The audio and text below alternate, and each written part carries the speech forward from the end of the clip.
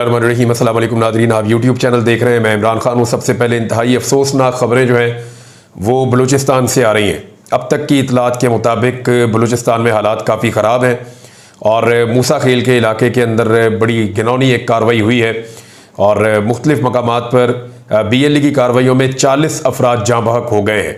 ये अब तक की इन्फॉर्मेशन है। इसमें पंजाब से कुछ लोगों ने ट्रैवल किया था ज़ियारतों के लिए और उनकी गाड़ियां रोकी गई और गाड़ियां रोक के उन्हें कत्ल किया गया।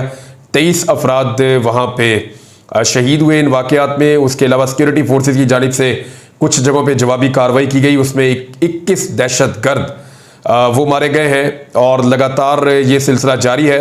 एक ही दिन में BLA ने मूसा खेल में, मस्तूंग में, बोलान में और कल्लात में मुख्तलिफ वाक़यात में 40 अफराद को कत्ल कर दिया है और सिक्योरिटी फोर्सेस ने जवाबी कार्रवाई में 21 दहशतगर्दों को हलाक किया है, जबकि जो सिक्योरिटी फोर्सेस के 14 जवान वो भी इन सारे वाक़यात के अंदर शहीद हो गए हैं। सिक्योरिटी एहलकारों समेत 11 अफराद एक और वाक़े के अंदर शहीद हो गए हैं और जिसमें 6 शदीद जख्मी हुए हैं। जिन लोगों के ऊपर फायरिंग की गई है बहुत बदतरीन फायरिंग थी और वहाँ पर गाड़ियों को भी आग लगाई गई। वहाँ पर एक नाका लगाया गया था, उसके बाद लोगों को गाड़ियों से उतार कर मारा गया है और 3 लोग उनमें शदीद जख्मी जिन्हें अस्पताल पहुँचाया गया है। अब रियासत की पॉलिसी इसके बारे में क्या है? देखें, हम कभी सुनते हैं लफ्ज़ नाराज़ बलोच, ये एक अलग तरह की टर्मिनोलॉजी है, एक अलग तरह की डीलिंग है रियासत की। फिर हम सुनते हैं एक पॉलिसी आती है कि ये दहशतगर्द हैं और कभी कोई दहशतगर्द है, कभी कोई नाराज़ बलोच है। हमें एक्चुअली हम बलूचिस्तान पे फोकस ही नहीं कर पाए। जो मुझे समझ आ रही है, जो सियासी हुक्मरान हैं वो ये कहते हैं उनकी महरूमियाँ दूर की जाएँ।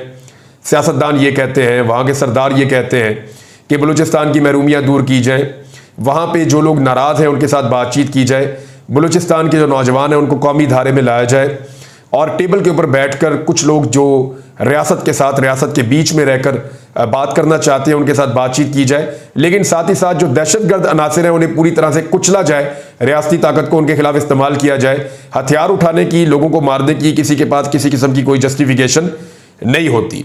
अब इस वाक़े के बाद हम ये देख रहे हैं जहाँ पूरा पाकिस्तान इसकी मजम्मत कर रहा है, वहीं पीपल्स पार्टी और नून लीग इस वाक़े को एक दूसरे के ऊपर डाल रहे हैं। यानी उनके चंद लोग जो हैं वो इधर से ट्वीट कर देते हैं, कुछ वहाँ से बयान जारी कर देते हैं। लेकिन एक बात तो सच है कि इन दोनों की हुकूमत है। जो बलूचिस्तान में हुकूमत है वो पीपल्स पार्टी ने मिलकर बनाई है, नून लीग उनके सपोर्टर हैं, जबकि जो वफाक में हुकूमत है वो नून लीग ने बनाई है और पीपल्स पार्टी इनके सपोर्टर हैं। तो लॉ एंड ऑर्डर की सिचुएशन के लिए यही सारे लोग जिम्मेदार हैं। देखिए, सिर्फ लॉ एंड ऑर्डर पाकिस्तान में एक सियासी जमात, एक जमहूरी सियासी जमात ने खराब नहीं किया, बल्कि और भी बहुत सारी चीजें हैं जिनको टैकल करना होगा और बहुत सारी चीजें हैं जिनसे रियासत को निमटना होगा। बहुत सारी जगहों पे रियासत की अपनी गलतियां हैं उनको दूर करना होगा और बहुत सारी जगह के ऊपर एक कदम आगे बढ़ के सबको दहशतगर्दी का सामना करना पड़ेगा। मिसाल के तौर पर इसमें एक वाकया मैं आपको याद दिलाऊं, आज का दिन भी है। आज से 18 साल पहले उस वक्त के डिक्टेटर परवेज मुशर्रफ ने अकबर भुट्टी साहब को कत्ल कर दिया था और उनके ऊपर दहशतगर्दी के संगीन इल्जामात लगाए गए थे। उसके बाद उनके ऊपर बम मारे गए और फिर वो गार के अंदर मौजूद थे, एक जगह उन्होंने पनाह ली हुई थी। तो अकबर भुट्टी साहब और उनके बहुत सारे साथी वहाँ पे जाँ बहक हो गए। उस दिन से लेकर आज तक, यानी उनके अपने कुछ ग्रीवियंसेस थे। कभी डिटेल में इस पर बात करेंगे कि अकबर भुट्टी साहब का प्रॉब्लम क्या था, वो क्या मांग रहे थे, उनकी डिमांड क्या थी और परवेज मुशर्रफ साहब ने उनसे क्या वादा किया था। कौन लोग अकबर भुट्टी साहब से मिलने गए थे। जब अकबर भुट्टी साहब को कुछ बातों की यकीन दहानी करवा दी गई तो फिर हालात क्यों बिगड़े, उसके लिए रिस्पॉन्सिबल कौन था, कौन वादा बार बार तोड़ रहा था। तो ये सारी चीजें किसी दिन आपके सामने रखेंगे। लेकिन अकबर भुट्टी साहब को कत्ल किया गया। अकबर भुट्टी साहब के कत्ल के बाद उस दौर के जो डिक्टेटर थे उनकी जानिब से ये दावा किया गया कि अब बलूचिस्तान में कभी बदअमनी नहीं होगी, बल्कि पूरी तरह से बलूचिस्तान में अमन हो जाएगा। लेकिन गुज़िश्ता 18 सालों में हमने हज़ारों शहादतें देखी, हज़ारों कत्ल देखे और हमने बदतरीन बदअमनी का दौर देखा बलूचिस्तान में। लिहाजा जो चीज़ें सियासी प्रोसेस के ज़रिए से हल हो सकती थी उनसे भी हमने मौका गंवा दिया और अकबर भुट्टी के बाद से लेकर अब तक बलूचिस्तान में अमन नहीं आ रहा। दीगर बहुत सारे इसमें अवामिल हैं, कुछ गैर मुल्की अवामिल भी हैं जो वहाँ काम करते हैं। लेकिन अगर इन सारी चीज़ों को आप इकट्ठा करके देखें तो गलती कहीं ना कहीं हमारी रियासत की भी है, हमारी अपनी पॉलिसी की भी है, जिसकी वजह से हम इन मामलात में अभी तक फंसे हुए हैं। लेकिन सिक्योरिटी फोर्सेस वहाँ पे ऑपरेशन कर रही हैं, उनके लिए दुआ है कि वो कामयाबी से अपना ऑपरेशन मुकम्मल करें और जानी और माली नुकसान कम से कम अल्लाह करे वहाँ पे हो और बलूचिस्तान के हालात बेहतर हो, वहाँ पे खुशहाली आए। लेकिन उसके लिए ज़रूरी है कि हुकूमत अपनी पूरी तवज्जो बलूचिस्तान के हकीकी मसाइल की तरफ लेकर जाए और वहाँ के लोगों को स्टेक होल्डर बनाकर वहाँ के मामलात को हल करे। उसूली बात तो ये है। अब इमरान खान साहब ने एक स्टेटमेंट दिया है, वो स्टेटमेंट भी बहुत ज़रूरी है, मैं आपको बता देता हूँ। उन्होंने कहा जी कि मुझे 2 मरतबा कत्ल करने की साजिश की गई है। ये बात इमरान खान साहब ने इसलिए की कि कल से खबरें चल रही हैं। एक तो इमरान खान साहब के डॉक्टर उनको देख कर गए, उन्होंने कहा जी बिल्कुल सुपर फिट है, कोई प्रॉब्लम नहीं है, इस उम्र का आदमी इतना फिट होता ही नहीं जितने इमरान खान फिट है। लेकिन उसके साथ साथ दूसरी बात यह है कि इमरान खान साहब ने उनके जो आसपास सिक्योरिटी का अमला था उसको तब्दील किया गया है। खास तौर पे बताया जा रहा है कि कुछ ऐसे ऑफिसर्स को तब्दील किया गया जो इमरान खान साहब के खाने को चेक करते हैं और उनका ताल्लुक उनको दिए जाने वाले खाने से है। तो 3 लोग और तब्दील किए गए हैं। अब ये तब्दीलियां क्यों हो रही हैं, इन पे पाकिस्तान तहरीक इंसाफ में बड़ी तशवीश है। शुएब शाहीन साहब और इमरान खान साहब के वकला इस बात का या इस खदशे का इजहार कर चुके हैं कि इमरान खान साहब की जान को खतरा है। इमरान खान साहब की बहनें भी खुलकर ये बात कर चुकी हैं और इमरान खान साहब खैर आफियत से आवाम के अंदर वापस आएँ तो इमरान खान साहब बहुत सारी चीज़ें आपको ऐसी बताएंगे या उनकी अहलिया आपको बताएंगी या उनकी बहनें आपको बताएंगी जो आप हैरान हो जाएंगे। और कुछ चीज़ें मैं भी आपके साथ शेयर करूंगा मुस्तकबिल में। इमरान खान साहब ने कहा उन्होंने कहा 4थी बार मेरा अमला तब्दील कर दिया गया है। जो मेरा खाना चेक करने आता था उसे भी तब्दील कर दिया गया है। एस्टेब्लिशमेंट से कोई बात नहीं हो रही, अगर बात होगी तो पाकिस्तान के लिए होगी, किसी डील के लिए नहीं होगी, ये उनका मतलब है। 190 मिलियन पाउंड रेफरेंस की समाअत के दौरान अडयाला जेल में सहाफियों से इमरान खान साहब बात कर रहे थे। इमरान खान का कहना था कि क्रिकेट वाहिद टीम स्पोर्ट है जो पाकिस्तान में टीवी पर देखी जाती है, यानी सबसे ज़्यादा क्रिकेट पाकिस्तान में टीवी पर देखी जाती है। ये एक सिफारशी टोले को लेकर आए हैं और उसने क्रिकेट तबाह कर दी है। इसके पीछे ताकतवर है। वर्ल्ड कप में हम पहली 4 और T20 की 8 टीमों में हमारी टीम आई नहीं, यानी वर्ल्ड कप में भी हम आगे नहीं गए, T20 में भी हम आगे नहीं गए। कल बांग्लादेश से हार कर नई तारीख हमने रकम कर दी है। ये सारा नजला एक इदारे पर गिर रहा है। उन्होंने कहा कि मोहसिन नकवी की $5 मिलियन मालियत की प्रॉपर्टी दुबई में बीवी के नाम पर है। यह गंदम स्कैंडल में मुलव्वस है। मुल्क का सबसे बड़ा फ्रॉड इलेक्शन इसने करवाया है। इसकी काबिलियत क्या है? क्रिकेट तबाह कर चुका है। बलूचिस्तान और मुल्क में अमन व अमान की सूरत हाल सबके सामने है। हर रोज़ KP और बलूचिस्तान में शहादतें हो रही हैं। पंजाब में चोरी, डकैती और पुलिस मुलाजमों को शहीद कर दिया गया है। ये 2008 का नैब ज़दा और सिफारशी है। इमरान खान साहब ने कहा कि दूसरी जानिब फार्म 47 की हुकूमत मुसल्लत कर दी गई है। उसका नजला भी एक खास इदारे पर गिर रहा है। ये इस्लाहात नहीं कर सके, ना खर्चे कम कर सके, ना ही आमदन बढ़ाई जा सकी। ये काम मैंडेट वाली हुकूमत कर सकती है जो इनके पास नहीं है। इन सब के पैसे और प्रॉपर्टीज बाहर पड़े हैं, ये सिर्फ कर्जा ले रहे हैं। कर्ज लेने से महंगाई बढ़ रही है। बड़ी मल्टीनेशनल कंपनियां और प्रोफेशनल्स मुल्क छोड़कर जा रहे हैं। मजीद महंगाई का दौर आ रहा है। इनके पास कोई प्लान नहीं है। अगर अवाम तनकीद करे तो ये डिजिटल दहशतगर्दी बना देते हैं। उन्होंने कहा कि अपील है कि फौज हम सबकी है। मुल्क को मजबूत इदारे की जरूरत है। ये जो कर रहे हैं ये खुदकुशी है। मुझे मुल्क की फिक्र है। मेरा जीना बिना पाकिस्तान में है। मेरा मुल्क से बाहर कोई पैसा नहीं है। मैं जरदारी और नवाज शरीफ की तरह डील नहीं कर सकता। शौकत खानम के CEO ने बताया कि प्रोफेशनल्स के बाहर जाने से इदारा चलाने पर मुश्किल हो रही है। वहां भी प्रोफेशनल्स बाहर जा रहे हैं तंग आकर। सहाफी ने पूछा कि मुल्क में हालात खराब हैं, आप लीडरशिप का मुजाहरा करें, कौमी मुफाहमत करें, वो आपको और उनको माफ कर दें। अच्छा, इस पर बानी PTI वो आपको माफ कर दें, आप उनको माफ कर दें। इस पर बानी PTI ने जवाब में कहा कि जैसे इसराइल फलस्तीन को कह रहा है कि माजी में जो कुछ हुआ उसको भूल जाएं, आप कह रहे हैं कि मैं फ्रॉड इलेक्शन को भूल जाऊं। अमन इंसाफ से आता है। मशरकी पाकिस्तान वाले इंसाफ मांग रहे थे, हमारे खिलाफ नहीं थे। आप जिस कौमी मफाहमत की बात कर रहे हैं इससे कबल इंसाफ तो करें। सिर्फ भेड़ बकरियां जो हैं वो डंडों से कंट्रोल होती हैं, इंसान ऐसे कंट्रोल नहीं होते। बांग्लादेश में क्या हुआ? आर्मी चीफ, चीफ जस्टिस और पुलिस चीफ सब उनके वजीर आजम के थे। अवाम निकली तो अपना हक लेकर गई। यूरोप को देखें, उन्होंने कितने फौजी ऑपरेशन किए हैं। एक सहाफी ने वहां पे सवाल किया इमरान खान साहब से कि इतलात है कि मोहसिन नकवी के वजीर आला खैबर पख्तूनख्वा के साथ राब्ते के बाद आजम सबाती की आपसे मुलाकात करवाई गई और आपने जलसा मुलतवी कर दिया, लेकिन इसी मोहसिन नकवी पर आप कड़ी तनकीद करते हैं। इमरान खान साहब ने कहा कि यह सारी हुकूमत झूठ पर चल रही है। मैं तो इनकी खबर तक नहीं पढ़ता। मेरा एस्टेब्लिशमेंट से किसी किस्म का राब्ता नहीं है। अगर बात होगी तो सिर्फ मुल्क के आइन के लिए होगी। मुझे जिस सेल में रखा गया है वो ओवन की तरह गर्म हो जाता है। इसलिए मुझे पसीना आता है, इसके बावजूद मैं कोई रिलीफ नहीं चाहता। सहाफ़ी ने इमरान खान साहब से सवाल किया कि आप बार बार सिपा सलार पर इल्ज़ाम लगाते हैं, वो आपको क्यों मारेंगे? उनकी आपसे क्या दुश्मनी है? कोई ज़ाती दुश्मनी है? जिस पर इमरान खान साहब ने कहा कि मुझे 2 बार कत्ल करने की कोशिश हुई, सीसीटीवी फुटेज ISI ने चोरी की, जहां मुझ पर कातिलाना हमला हुआ वहां का कंट्रोल रात को ISI ने संभाल लिया था। आप जो मर्जी कर लें, 8 फरवरी को आपका बयानिया कौम ने मुस्तरद कर दिया है। लोग आर्मी से प्यार करते हैं क्योंकि वो हमें तहफ़्फ़ुज़ देते हैं।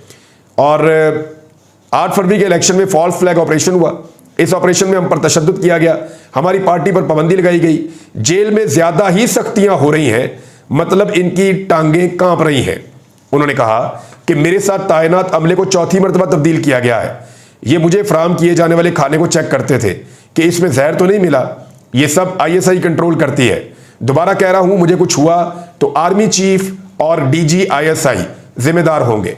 सहाफ़ी ने सवाल किया कि बुशरा बीबी ने जज साहब से क्या शिकायत की, जिस पर इमरान खान साहब ने कहा कि बुशरा बीबी उनके कमरे में चूहे हैं, जब वो नमाज पढ़ती है तो चूहे छत से गिरते हैं। 3 महीने से चूहों के बारे में वो शिकायत कर रही हैं। अब अदालत को आगाह किया है और उम्मीद है कि चूहे खत्म किए जाएं।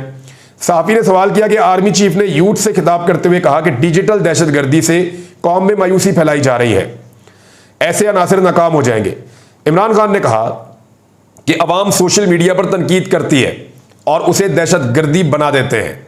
इंटरनेट सर्विस बंद हुई तो अवाम ने बात की, अब ये अवाम इंटरनेट बंद होने पर भी बात ना करें। ये जी इमरान खान साहब ने बातें की हैं, उनके अहलकारों को एक मरतबा फिर तब्दील कर दिया गया है। ये सिचुएशन आपके सामने है। अब इकॉनमी के हवाले से नाज़रीन कुछ बड़ी अजीबोगरीब खबरें हैं। एक तो IMF के साथ जो डील है वो ताखीर का शिकार हो रही है, लेकिन उसकी ताखीर के पीछे कुछ और रीजंस भी हैं। नंबर 1 तो ये है कि पाकिस्तान की इकॉनमी के जितने फैसले हुए हैं या बजट के जो फैसले हुए हैं वो गलत हो रहे हैं। इकोनॉमिक पॉलिसी ठीक नहीं है, जिसके ऊपर ऑडिटर जनरल ऑफ पाकिस्तान ने खराब मईशी हालात के ऊपर तशवीश का इजहार कर दिया है। ऑडिटर जनरल ऑफ पाकिस्तान के तहफ़्फ़ुज़ात इसलिए भी हैं क्योंकि 386 खरब 70 अरब रुपए के बजट में से 4% से भी कम रकम समाजी और इक़्तिसादी खिदमात के लिए दस्तयाब है, बाकी किधर गई। जबकि पार्लियामेंट की मंजूरी ना होने के सबब तकरीबन 93% सप्लीमेंट्री ग्रांट को खर्च नहीं किया जा सका, जिनकी मालियत 80 खरब रुपए से ज्यादा है, जिसके बायस अवामी वसाइल जाया हो रहे हैं। यह है जनाब आपकी हुकूमत, अवाम का पैसा जाया हो रहा है, तरक्याती मंसूबे बंद हो रहे हैं, पाकिस्तान से लोग छोड़कर बाहर जा रहे हैं, ब्रेन ड्रेन पाकिस्तान में लगातार हो रहा है, इन्वेस्टमेंट पाकिस्तान से बाहर जा रही है, कंपनियां पाकिस्तान से बाहर जाकर दुबई में अपने आप को रजिस्टर्ड कर रही हैं। एक IT की सर्विस पाकिस्तान के अंदर थोड़ी बहुत इंटरनेट से चलती थी और लोग अपनी मदद आपके तहत डॉलर्स कमाकर पाकिस्तान में ला रहे थे, वो कारोबार भी तकरीबन बंद कर दिया गया है। इंडिया का जो IT सेक्टर है वो लगभग 100 अरब डॉलर्स से ज्यादा की इनकम कमाकर दे रहा है। 100 अरब डॉलर से ज्यादा की इनकम कमाकर दे रहा है इंडिया का IT सेक्टर, और ये वो है जो उनके आदादोशुमार में उनकी बैंकिंग रिकॉर्ड के अंदर है। वैसे वो इससे बहुत ज्यादा पैसा कमा रहे हैं, और पाकिस्तान कितना पैसा कमा रहा है? 1 अरब डॉलर तक पाकिस्तान नहीं पहुंच पा रहा। पाकिस्तान अगर नीयत के साथ काम करे, नौजवानों को फैसिलिटेट करता रहता, तो इमरान खान के दौर में हर साल 40 से 50% के हिसाब से IT का शोबा आगे बढ़ रहा था। लेकिन अब उसको ब्रेकें लग गई हैं। हजारों अकाउंट्स पाकिस्तान के अंदर बंद हो गए हैं, और ये उन लोगों के अकाउंट्स हैं जो IT के शोबे के साथ फ्रीलांस काम कर रहे थे। तो ये ऑडिटर जनरल ऑफ पाकिस्तान की तशवीश भी है। दूसरा, IMF जो पाकिस्तान के साथ डील कर रहा था वो डील भी ताखीर का शिकार हो रही है। 4 सितंबर को उनका जो एक प्रोग्राम फाइनल होने जा रहा है उसमें तो पाकिस्तान नहीं है। उम्मीद कर रहे हैं कि शायद अगले महीने हो जाए। रीजन ये है कि पाकिस्तान पहले ही बहुत ज्यादा खसारे में जा रहा है, और पाकिस्तान दोस्त ममालिक से पैसे मांग रहा है। कभी सऊदी अरब के पास जाते हैं, उनसे पैसे मांगते हैं, कभी UAE के पास जाते हैं, उनसे पैसे मांगते हैं, कभी चीन के पास जाते हैं, उनसे पैसे मांगते हैं। मैं बताता हूं कितने कितने पैसे मांग रहे हैं और कितने पैसे पहले हम उनसे ले चुके हैं, जो हमने अपने अकाउंट में रख के बाज पैसे खर्च भी कर दिए हैं। अभी एक और खबर इसके साथ मैं जोड़ देता हूं कि बिजली सार्फिन के ऊपर मजीद 46 अरब रुपए का बोझ डालने की तैयारी मुकम्मल कर ली गई है। मैं आपको एक बड़ी खबर देने जा रहा हूं अगले वीलॉग में, और ये एक स्कैंडल है, इसको याद रखिएगा आप।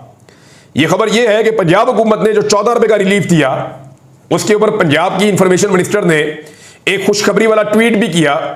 अगले वीलॉग में मैं आपको तफसीलात बताऊंगा कि एक्चुअली ये दाव इन्होंने कहां से मारा, ये पैसा किसका है, और ये 2 नंबरी कैसे की गई, और इसके अंदर बड़ा स्कैंडल क्या है, किसकी जेब में पैसा जा रहा है, ये सारा कुछ मैं आपको अगले वीलॉग में बताऊंगा। इसके ऊपर तो इंक्वायरी करके बंदे जेलों में डालने चाहिए पकड़ के, अभी तक कुछ नहीं हुआ और ये इस मामले को छुपा रहे थे। मैंने ये इंफॉर्मेशन इकट्ठी की है, ये इंफॉर्मेशन मैं आपको अगले वीलॉग में दूंगा। लेकिन अब जरा आप आ जाए कि IMF का पैकेज जो है वो क्यों आगे से आगे जा रहा है। पाकिस्तान ने इस वक्त दोबारा चीन से, सऊदी अरब से, UAE से $12 बिलियन के कर्जों को हासिल करने के लिए कोशिशें शुरू कर दी है कि $12 अरब हमें और चाहिए। कल आपने देखा ना, शहबाज शरीफ बहुत ज्यादा वो कर रहे थे, तारीफें कर रहे थे दुबई के हुक्मरानों की। तो वो जो तारीफें शहबाज शरीफ साहब कर रहे थे वो इसीलिए कर रहे थे कि उनसे भी पैसे चाहिए।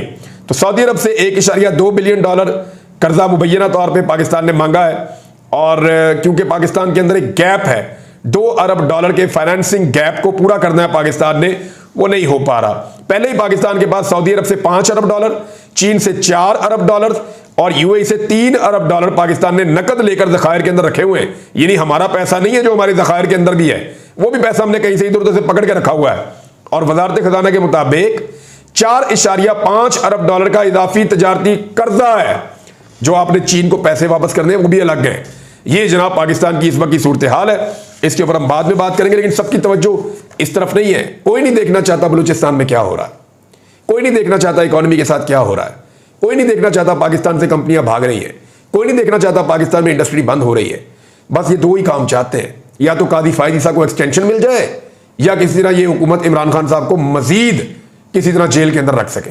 बस ये दो चीज़ों पर इनकी तवज्जो और किसी चीज़ पर नहीं है। अब तक के लिए इतना, अपना ख्याल रखिएगा, अपने चैनल का भी। अल्लाह हाफिज़।